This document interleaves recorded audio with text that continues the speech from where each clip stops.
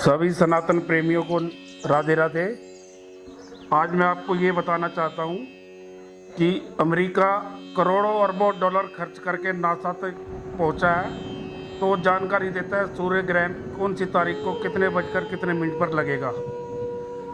इतना खर्चा करने के बाद वो बताता है, जबकि हमारे यहाँ ये 50 रुपये की 100 रुपये की पुस्तक है जो आपको 20 साल पहले का और 100 साल पहले का और आने वाले 100 साल बाद का भी ग्रहण का समय आपको बता सकती है। ये हमारा सनातन धर्म है, तो इसको व्यर्थ में मजाक में ना लीजिए। सनातन में जो जो लिखा हुआ है, जिस विधि से लिखा हुआ उस अगर करो तो पूरी विधि विधान से करो। साथ ही मैं श्री श्रद्धेय यशपाल जी महाराज से ये पूछना चाहता हूँ कि पितृपक्ष में जब श्राद्ध करते हैं तो उस दिन गीता का कौन सा अध्याय पढ़ना चाहिए घर में, ताकि पितरों को उनका पुण्य मिले। कृपया विस्तार से बताइए हमारे प्रिय दर्शकों, देखिए पंचांग के बारे में कितना अच्छा अभी इन्होंने बताया है। पंचांग का मतलब होता है 5 अंग: तिथि, नक्षत्र, योग, कर्ण और वार। ये जो 5 अंग हैं इनको पंचांग कहा गया है। पंचांग के द्वारा आगे तक के बारे में सोचा जाता, देखा जाता है। जैसे सूर्य उदय हुआ, आज के सूर्योदय से लेकर के और सूर्यास्त तक नक्षत्रों की गणना को देखा जाता है। उसके अनुसार, ज्योतिष के अनुसार सारी चीज़ें बताई जाती हैं, क्योंकि शब्द शास्त्रम मुखम ज्योतिषम चक्षुषी। जिस प्रकार शास्त्रों का जो नेत्र है वो ज्योतिष है, शास्त्रों का जो मुख है वो व्याकरण है। यदि आपने ज्योतिष नहीं पढ़ी है, ज्योतिष के बारे में ज्ञान नहीं है, तो आपको लगेगा कि ये सब चीज़ें नहीं हैं। लेकिन अगर आपने थोड़ा सा भी ज्योतिष के बारे में अध्ययन किया तो आपको लगेगा ये अथाह सागर है और इसमें तो बहुत कुछ देखा जा सकता है। क्योंकि ज्योतिष हमें मार्ग दिखा सकती है। हमें यहाँ से अगर जालंधर जाना है तो कौन कौन से रास्ते हैं या क्या क्या साधन वहाँ तक जाते हैं, वो सारी चीज़ें पंचांग के द्वारा देख करके बताई जाती हैं। इसी प्रकार जो है ना, पंचांग के अनुसार श्राद्धों की भी गणना की जाती है। किस दिन किस पितृ का श्राद्ध होना चाहिए। एक विशेष बात आज आप लोगों को मैं बताऊंगा।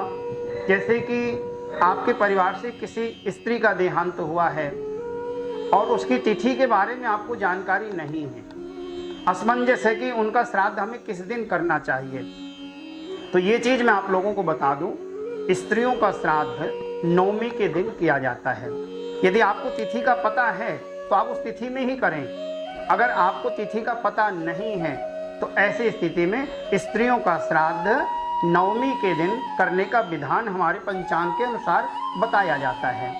ऐसे पुरुषों के बारे में जिनके बारे में आपको पता है इस तिथि में इनकी मृत्यु हुई थी, इस तिथि में इनका अंतिम संस्कार हुआ था, तो उसी तिथि में आप श्राद्ध करें। और यदि आपको उनकी तिथि पता नहीं है तो ऐसी स्थिति में अमावस्या के दिन पुरुषों का श्राद्ध करने का हमारे पंचांग के अनुसार विधान हुआ करता है।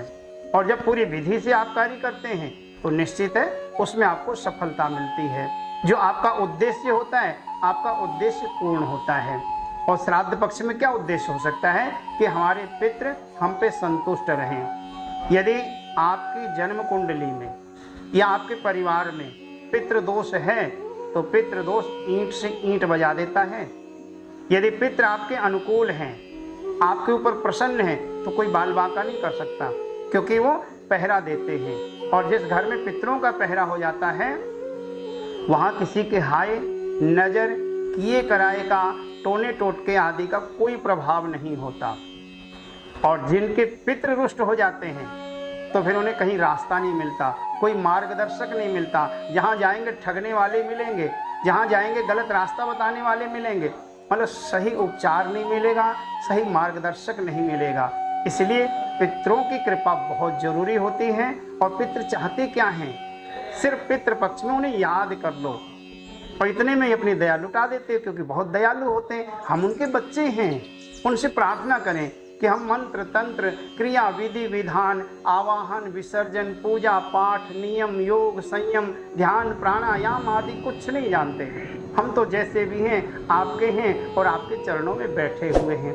ऐसा भाव अपने पितरों के प्रति रखना चाहिए। पितरों को विशेष प्रसन्न करने के लिए गीता में जो अध्याय दिए गए हैं, छठा अध्याय जो है उसका आप पाठ करें, या फिर 18वें अध्याय का पाठ आप करें। किसी पंडित जी को बुला करके आप करवा सकते हैं, या आप स्वयं भी पाठ कर सकते हैं। अगर आप संस्कृत का उच्चारण नहीं कर पा रहे हैं तो नीचे हिंदी दी हुई होती है, आप हिंदी पढ़ लें। अगर हिंदी भी पढ़ते हैं तो आपको पूरा पूरा उसका लाभ मिलेगा, क्योंकि गीता मोक्षदायिनी है। गीता का पाठ करने से मोक्ष मिलता है।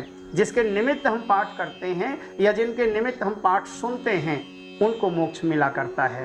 तो प्रिय दर्शकों, हमारा ये एपिसोड अगर आपको अच्छा लगे तो आप लाइक ज़रूर करना और शेयर करना ना भूलना। जय श्री राम।